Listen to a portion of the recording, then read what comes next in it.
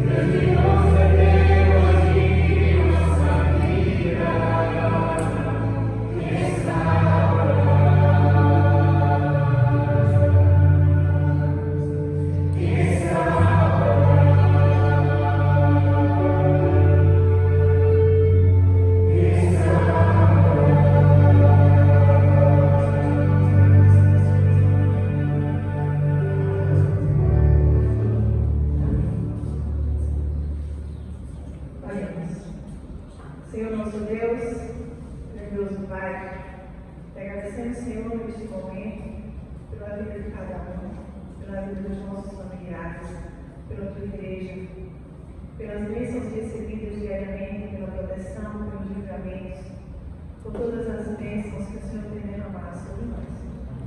Agradecendo, Senhor, pela oportunidade, mais uma vez, estarmos em tua casa de oração para partilharmos o pão da vida. Abençoa este momento, abençoa todos que estão aqui, aqueles que não puderam vir, que o Senhor sabe o motivo de cada um e compreende. Abençoa-nos, ó Pai, perdoa os nossos pecados. Fica com cada um em nome de Jesus. Amém. Nada posso esconder de ti, Senhor. Teu olhar revela quem eu sou.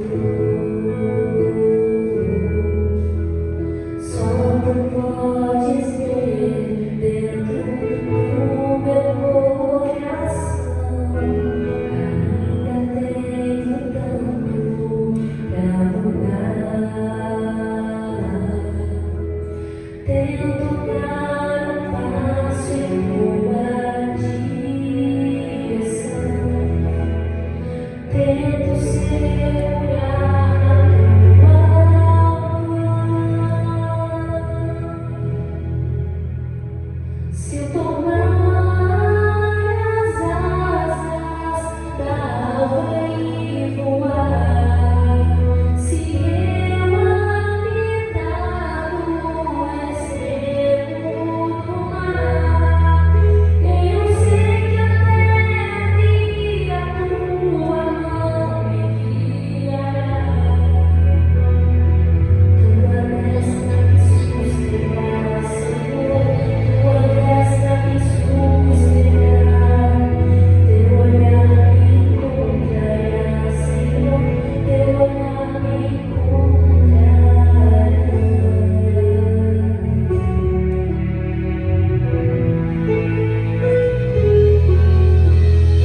Não rejeite as súplicas de meus lábios, Senhor, até na alegria eu sinto a dor. Sou um vaso quebrado, vem restaurar-me,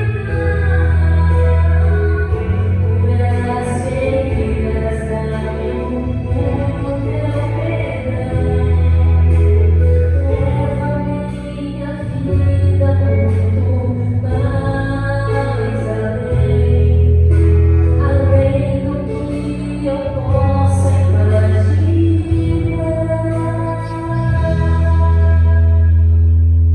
Se eu tomar as asas da alva e voar, se eu habitar no extremo do mar, eu sei que até ali a tua mão me guiará.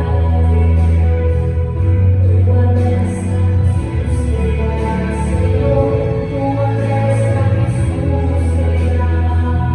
Teu olhar me encontrará, Senhor, teu olhar me encontrará.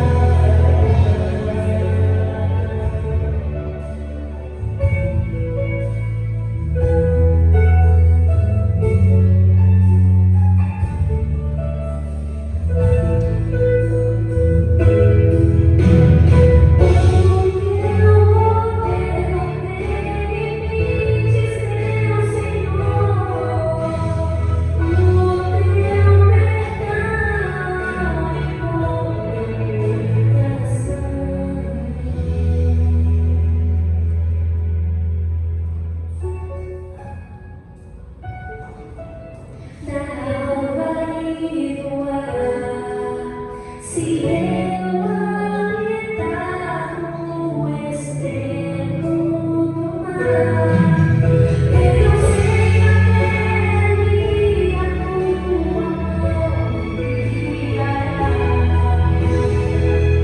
Tua destra me susterá, Senhor, tua destra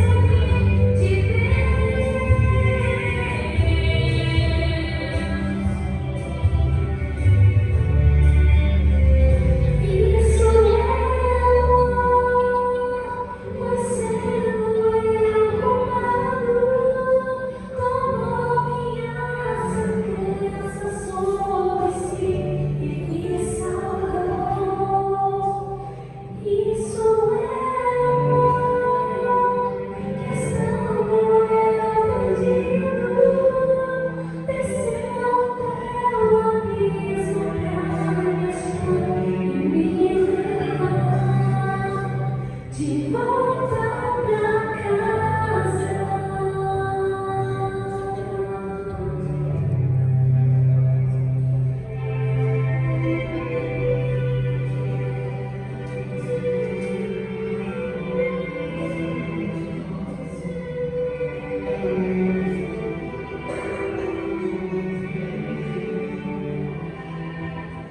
De volta pra casa.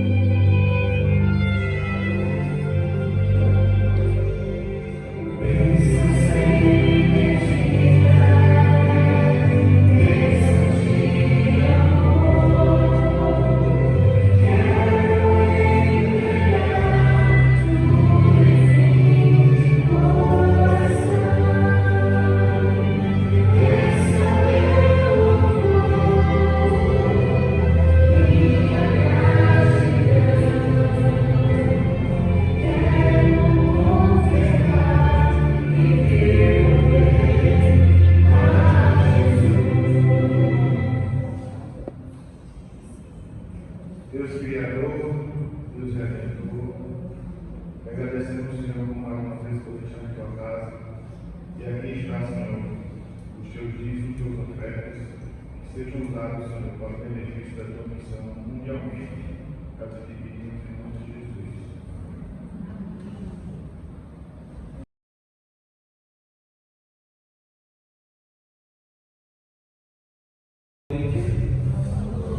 Sejam todos bem-vindos. Nós estamos na série Peixe do Verme, série falando sobre o livro de Jonas. Tem trazido algumas nuances bem interessantes. Nós começamos há 2 domingos atrás falando sobre o livro de Jonas. E o livro de Jonas, nós estamos fazendo dessa série um estudo expositivo da Bíblia, verso a verso. Nós estamos analisando, é um livro pequeno. Nessa Bíblia aqui é 2 páginas só. Então dá para a gente ler em alguns minutos, poucos minutos. E Jonas, nós estamos aprendendo que Jonas é um profeta diferente dos demais profetas. Primeiro, pelo destino da sua missão. Geralmente os profetas de Deus são chamados para pregar para Israel, para Judá. Mas aqui Jonas foi chamado para pregar para outra nação. Todas as vezes que Deus levantou os profetas, na maioria das vezes, é para pregar para o povo de Deus. E basicamente algumas exceções, 2 ou 3 exceções, Deus envia profeta para um povo que não é o povo de Deus. Se você vai entender, Deus envia para falar ao mundo, ao povo do mundo. Nós vimos no capítulo 1 que Deus chama Jonas, Jonas disse: eu não vou. Na realidade, Jonas nem responde, Jonas foge. E na tentativa de fugir de Deus, ele vai para o barco, vai para o porão, depois vai para o fundo do mar. O peixe engole Jonas, e nós vimos semana passada a oração de Jonas, que é um negócio interessante, a oração de Jonas. a gente pensa que é uma oração de invocação, de clamor, de perdão, quando na realidade é uma oração de automerecimento. Jonas não está focado na missão. Uma oração totalmente errada.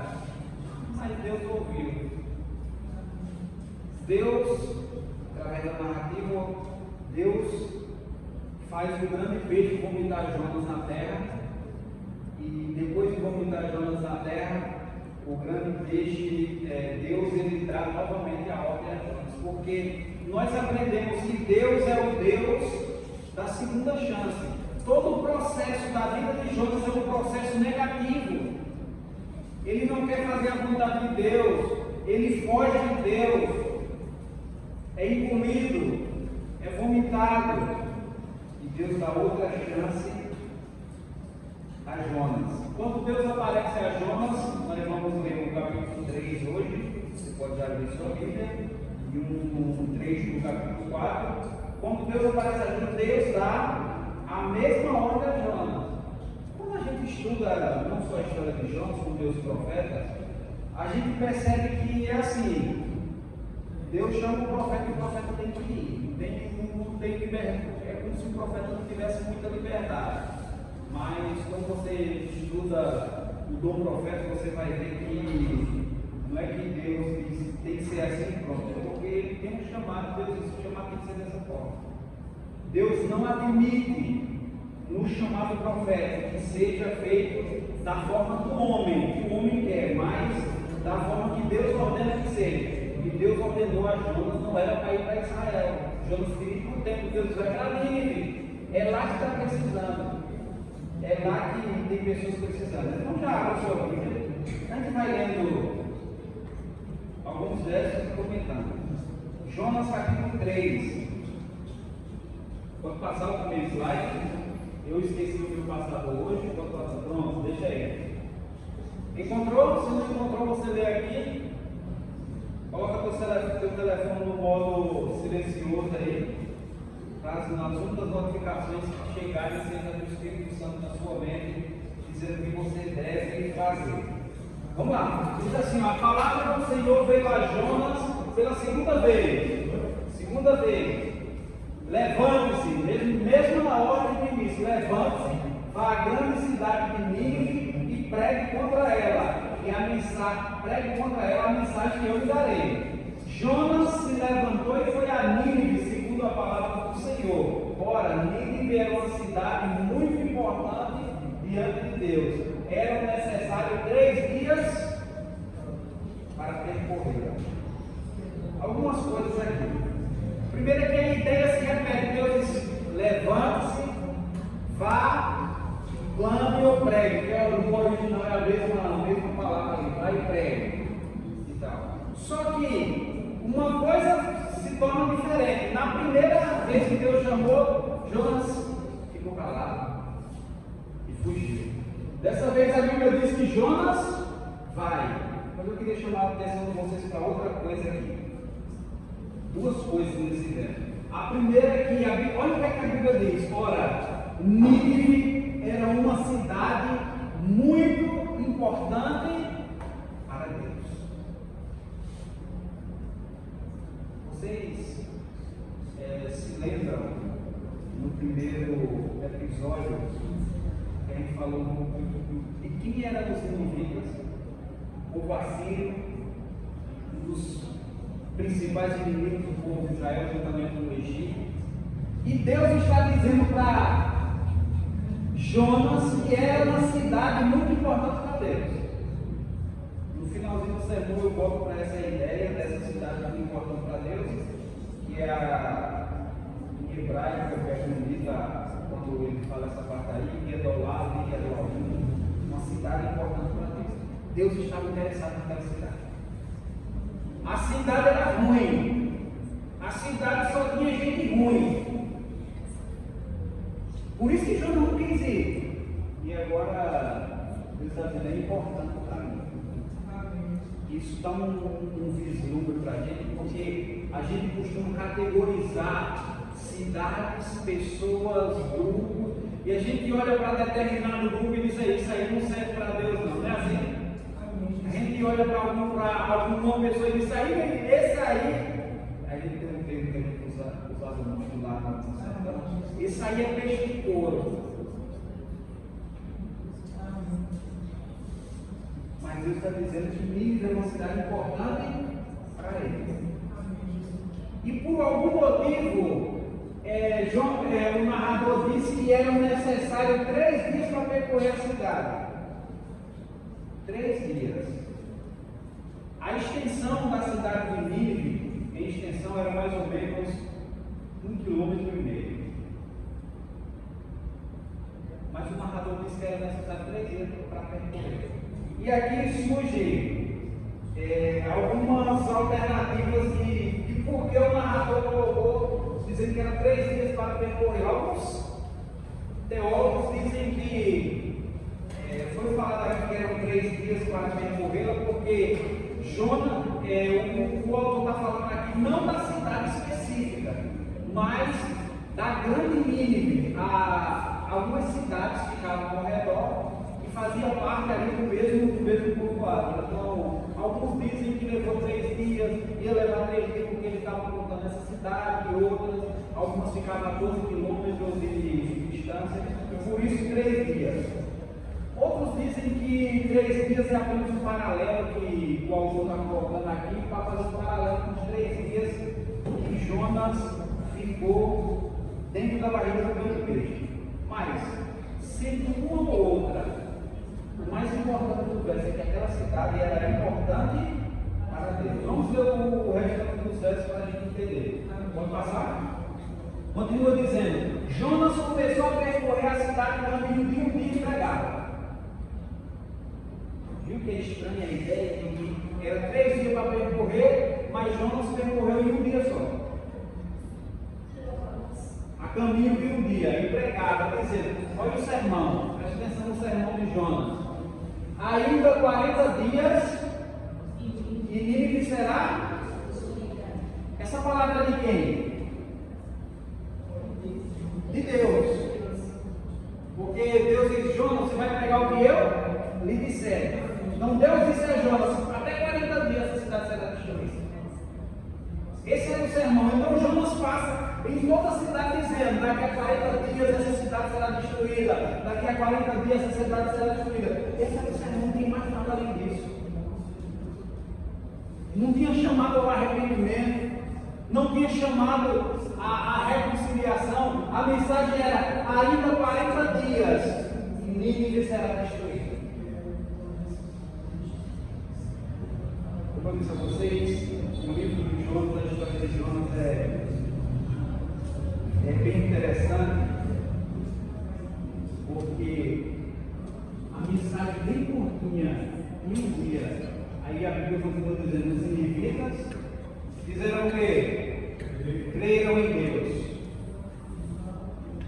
Você tem noção do que o verso está dizendo aqui? Daqui a pouco eu dou um contexto para você entender. Proclamaram um jejum e vestiram roupa feita de panos de saco, desde o maior. Mensagem curta, qual é a reação do povo? Eles creram no Senhor.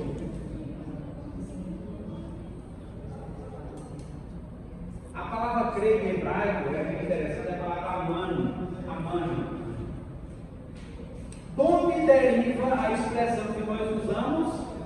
Amém. A palavra amano vem de uma palavra, de uma raiz, que é derivada também a palavra emuná, que quer dizer fé genuína. Então, quando o autor está dizendo que eles creram em Deus, pelo uso da palavra, está dizendo, eles se converteram de coração. Não é por medo. Não foi por medo da destruição da cidade. Eles creram realmente. Verdadeiramente eles creram.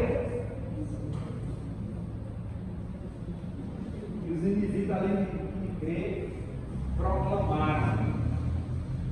No original é clamaram. Clamaram no jejum. A cultura do jejum era mais conhecia a história de Israel. Quando viram a palavra do Senhor, eles creram e jejuaram. Vê que coisa interessante a gente está acontecendo. Mas vamos ver o restante dos versos, para a gente entender melhor. Pode passar? Diz assim, ó: quando essa notícia chegou ao rei de Nínive, ele se levantou do seu trono e tirou seus trajes reais, cobriu-se de pano de saco e se sentou sobre cinza, e mandou proclamar e divulgar em Nínive o seguinte: por mandado do rei dos seus nobres, ninguém, de meio dos animais, boi e ovelhas, pode comer alguma coisa. Não lhe deem pasto, nem lhe deem água, que bebam água. Todos devem ser cobertos de pano de saco, tanto as pessoas como os animais. Então tomarão fortemente a Deus e se converterão, cada um do seu mau caminho e da violência que está em suas mãos. Quem sabe, talvez Deus volte e mude de ideia. Então se afaste o furor da sua ira, para que não pereça. Isso é interessante, sabe por quê? O rei disse que todo mundo tem que clamar. O reavivamento não é para uma parte da cidade, é para todos. Então todos têm que jejuar, até os animais. E porque o rei estava proclamando um reavivamento desse, ele disse assim: quem sabe Deus mude de ideia? Quem sabe Deus, em outra versão, quem sabe Deus se arrependa do que ele falou e se afaste o furor da sua ira, para que não pereçamos.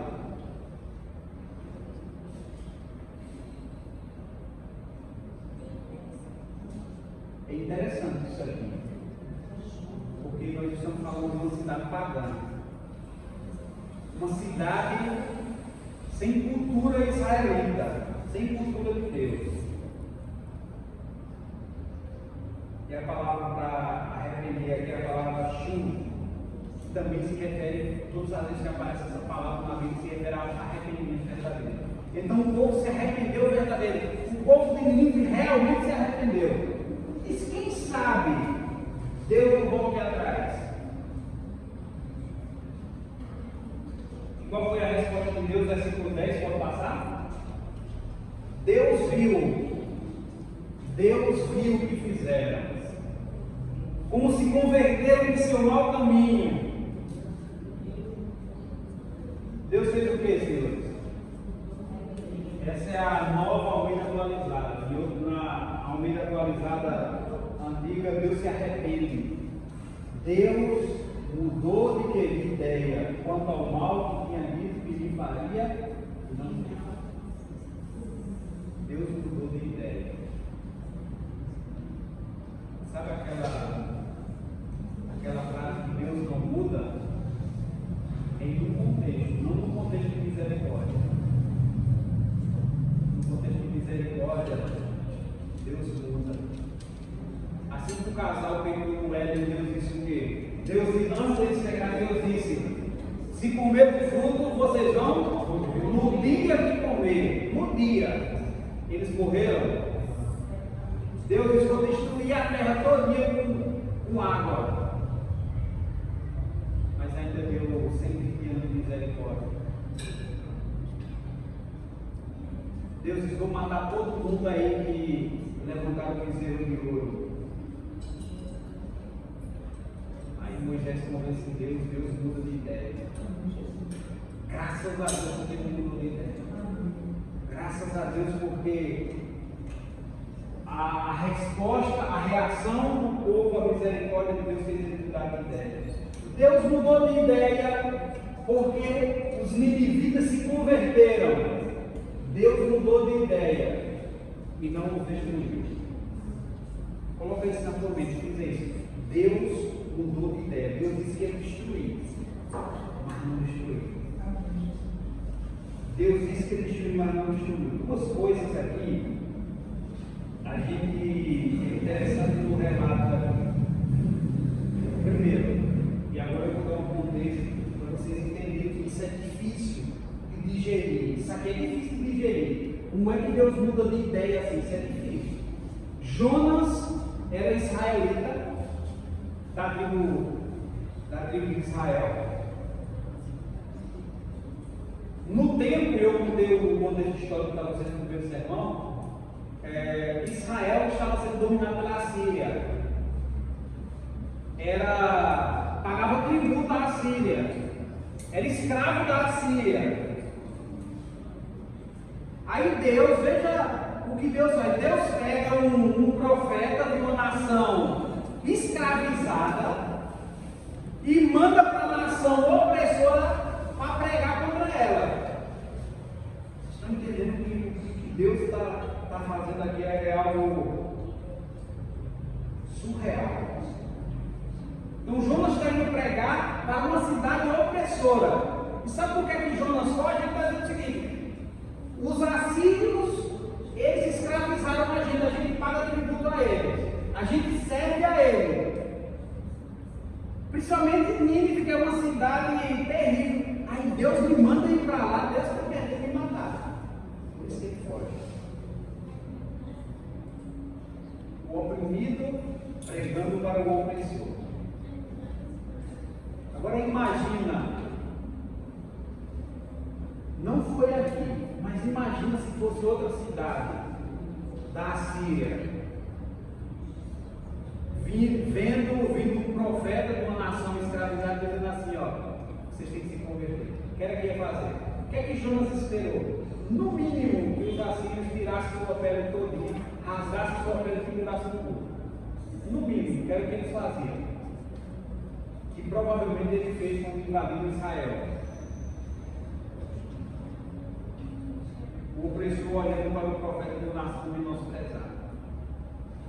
Então, todos os elementos aqui no livro de Jonas estão a favor de Jonas não ir pregar. Como é que a gente fica aí? Sim, de coração. Que Deus nos dê o Espírito Santo nos capacita com essa coragem, mas me diga de coração: você tem coragem de entrar numa das favelas do Rio de Janeiro para pregar? Eu vi hoje de manhã que eles proibiram aqui a entrada de aplicativo de Uber de 99, se entrar morre. O Comando Vermelho agora criou a sua própria rede de telecomunicação. E aqui perto da gente, em Fortaleza, eles dominaram um bairro lá, e naquele bairro lá arrancaram todos os fios de internet e agora colocaram a deles, que é a CDNet. Tu tem coragem de entrar numa comunidade dessa para pregar? E pregar dizendo que Deus vai destruir eles? Já imaginou isso? Jonas está indo pregar para o seu opressor. Então, não vem dizer que Jonas é covarde, porque a gente também não vai. A gente não quer sair para ir pregar no bairrozinho daqui que a gente tem medo das coisas.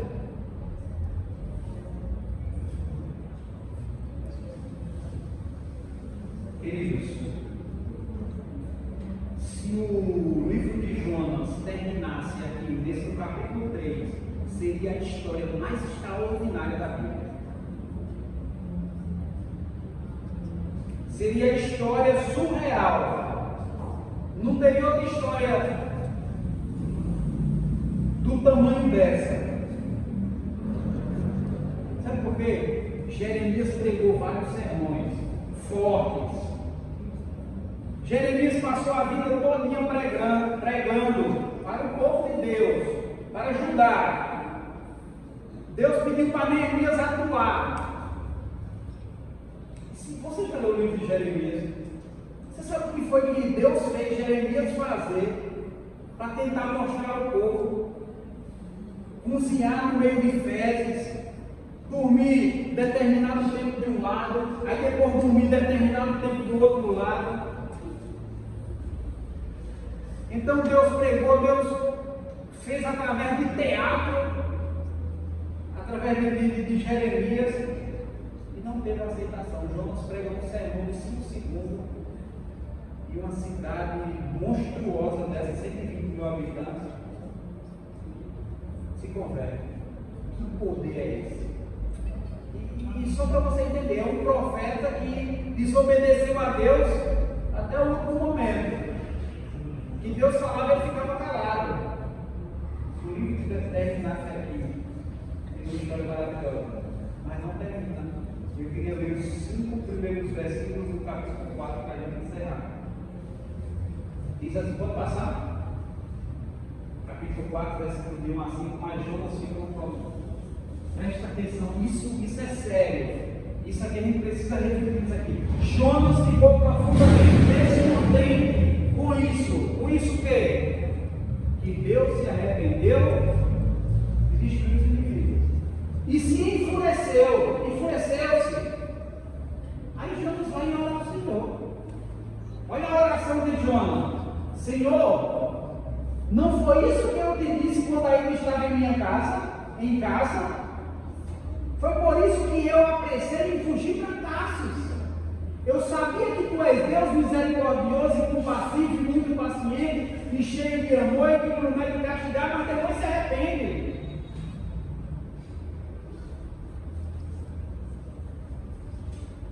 Olha a oração de Jonas.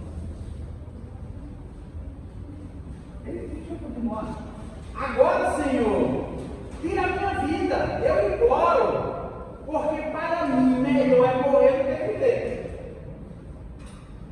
O Senhor lhe respondeu: você tem alguma razão para essa fúria?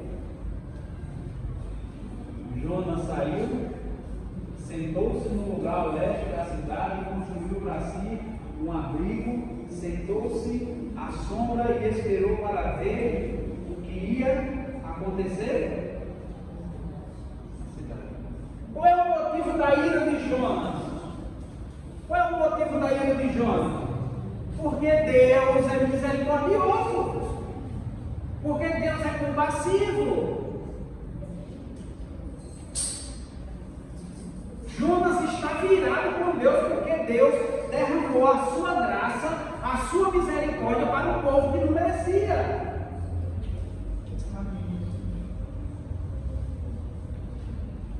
E é hilário o que Jonas fala aqui, o que ele diz aqui. Eu sabia que tu és Deus misericordioso e compassivo, e muito paciente, cheio de amor e que promete castigar quem se arrepende. Olha a origem da insatisfação, da fúria de Jonas. Jonas está virado com Deus. Jonas estava pensando na sua própria imagem. Senhor, eu fui lá, disse que Nínive ia ser destruído em 40 dias, e o Senhor agora vai e dá misericórdia para ele. Como é que fica a minha imagem?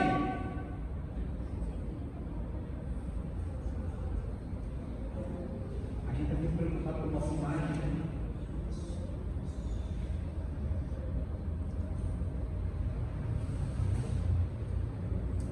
Para acabar de acertar, ele diz: tira a minha vida. Eu imploro, porque para mim é melhor morrer do que viver.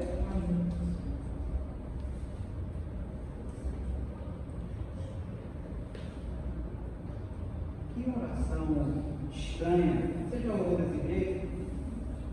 A gente não ora, mas a gente age dessa forma. Jonas estava dizendo: Senhor, não aguento a tua misericórdia. Como o Senhor pode ser tão bonzinho com essas pessoas? São assassinos, são cruéis, são violentos. Se você estudar arqueologia e a história dele, você vai ver que os povos mais cruéis que já existiram na história foram os assírios. Mas como é que Deus pode dar misericórdia a um povo desse? Vai perdoar essa cidade toda? São assassinos irreverentes. Olha o tipo de religião dele, olha os deuses dele, olha o tipo de roupa que eles usam. Jonas ficou irado. Aí Deus pergunta: você tem alguma razão para essa fúria? E esse trecho aqui me lembra de outra coisa. Porque a palavra para ira aqui é a palavra hará, que é a mesma palavra usada lá em Caim. Você lembra que Deus Deus pergunta para Caim, quando ele mata seu irmão. Lembra da história de Caim? Isso não é diretamente a história de Caim, porque são apresentadas as ofertas, Deus aceita uma, não aceita outra, e Caim fica irado. Aí Deus disse: Caim, essa sua ira tem cabimento, sua ira? É o mesmo que você está dizendo para a gente: tem cabimento a sua ira?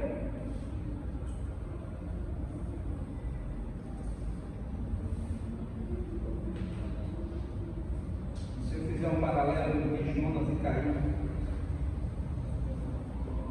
Jonas não aceita o relacionamento de Deus com um povo cruel.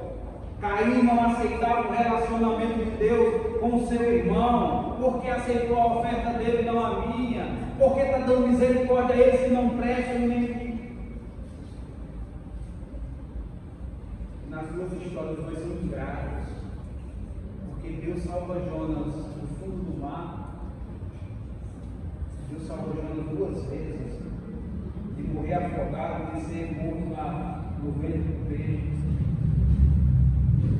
Mas ele não vê a misericórdia de Deus para os outros.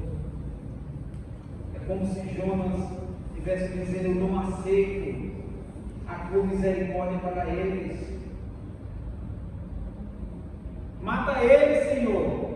Lembra de Pedro e os discípulos, quando viram que a cidade não aceitaram ele? Derrama fogo do céu. Nós somos assim.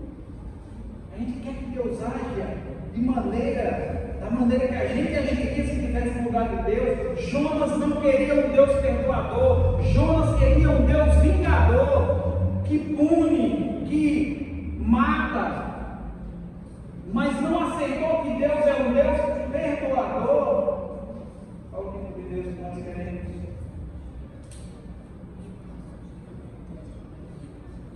Jonas queria decidir como Deus deveria agir.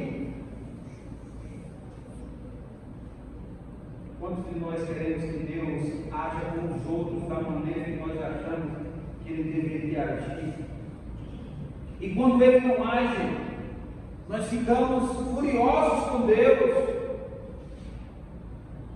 Aí uns preferem matar, fazendo uma aplicação de Caim, má reputação. Outros preferem morrer. Quando a gente não aceita a misericórdia de Deus na vida dos outros, a gente pode tomar duas atitudes. A gente pode ser como Caim e começar agora a matar o objeto que tem um relacionamento com Deus. A gente mata a imagem, a reputação, grupos, pessoas.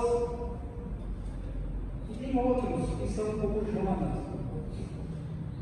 Não aceita a misericórdia de Deus e diz assim: eu não aceito que o Senhor faça isso, não, vou sair da igreja. Não existe isso. Como é que o Senhor pode fazer isso?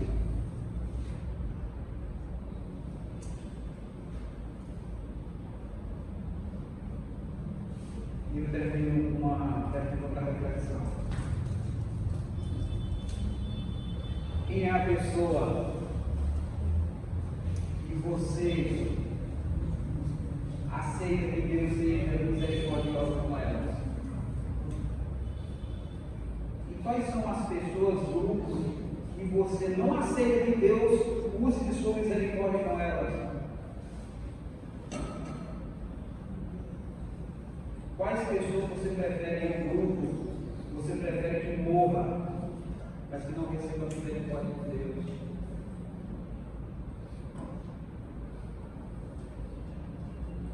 Semana que vem, no último trecho do livro de Jonas, vai ser uma imagem bem intensa de Jonas e Deus.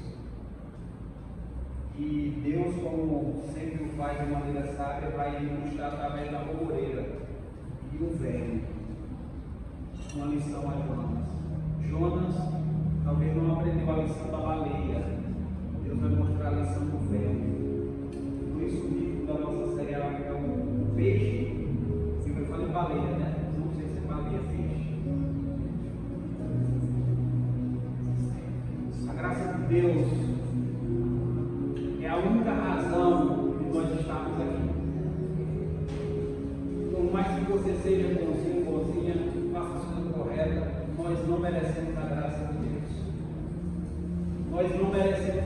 misericórdia de Deus. Se nós estamos aqui, se nós temos a oportunidade de servir a Deus nessa igreja, é porque Ele derramou a sua misericórdia conosco.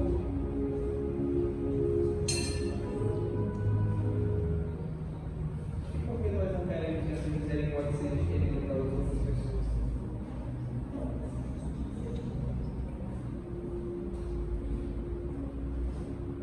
Se você cantar uma música, agora eu vim convidar a Larissa a cantar, vai falar dessa graça que Deus derrama sobre todos e sobre nós. Que você reflita na graça, na misericórdia de Deus. Essa é minha história de dor, morri pra esse mundo. Com Cristo me crucifiquei, eu já nem sei mais quem sou. Me olho e me vejo os olhos, estranho, mas tudo mudou. Pela graça me sou da morte do pecado, liberto e justificado. Sua morte me salvou, renasce um novo dia, começa uma nova história.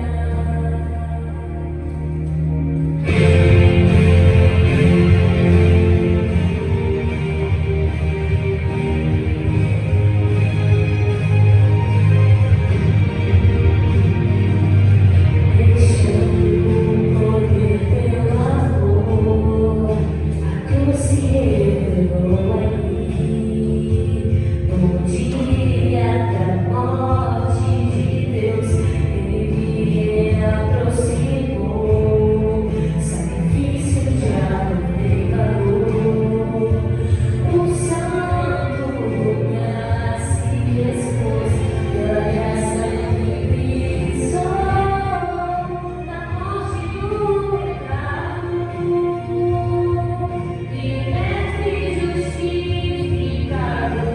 Sua morte me salvou, renasce um novo dia, começa uma nova história. Já não sou mais eu quem vive, Cristo vive em mim.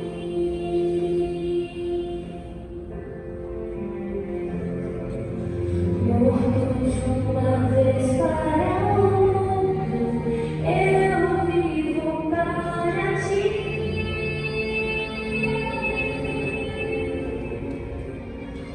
Pela graça livre sou da morte do pecado,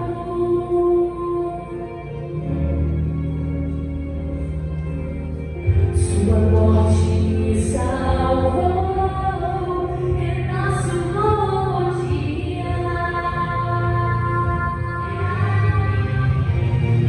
Pela graça livre sou da morte do pecado, liberto e justificado. Sua morte me salvou, renasce um novo dia, começa uma nova história.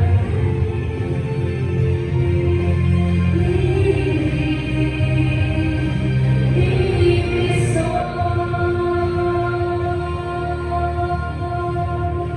livre eu sou.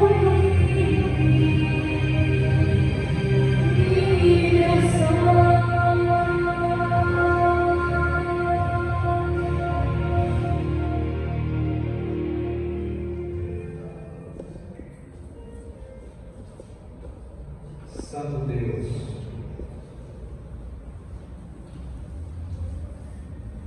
obrigado porque a história de Jonas está escrita na tua Bíblia.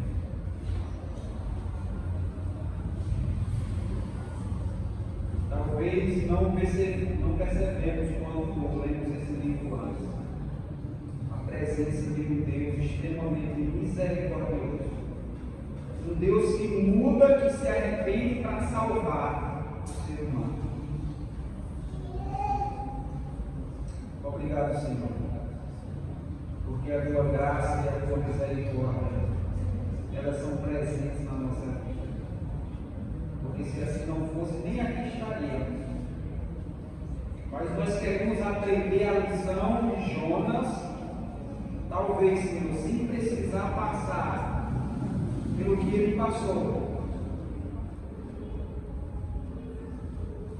O teu Espírito nos ensine de maneira prática e intensa a obedecer a tua voz, a tua palavra. E que essa graça que foi mostrada para nós, que nos alcançou, que alcance as pessoas dessa cidade. Tem bairros, Senhor, aqui nessa cidade que a gente não tem coragem de ir, porque a gente acha que não tem jeito mais. Está tudo perdido. Mas que o teu Espírito insista no nosso coração, assim como o Senhor fez com Jonas, que a tua misericórdia pode salvar muita gente ainda nesse lugar. E se possível, Senhor, usa-nos, abre a nossa mente para aceitar o teu chamado e usa-nos,